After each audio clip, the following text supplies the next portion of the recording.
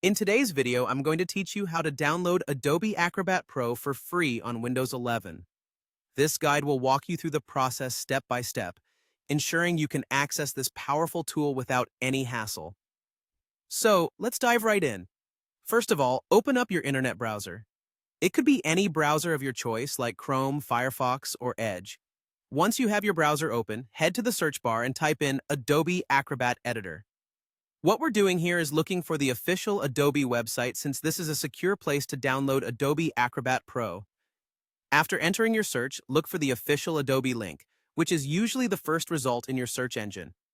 Make sure the link you're clicking on is authentic to avoid any third-party sites that might not be safe.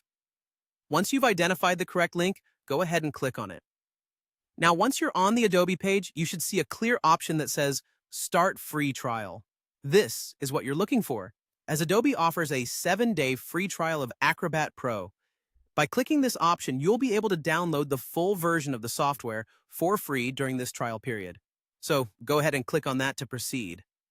You'll be directed to a new page where Adobe clearly outlines the trial period details, which is 7 days. Here, you'll want to click on Continue to move forward. It's important to remember that this free trial is intended for you to explore the full capabilities of Adobe Acrobat Pro. So make sure you take full advantage of all its features during these 7 days. To begin your free trial, Adobe will ask you to create an account.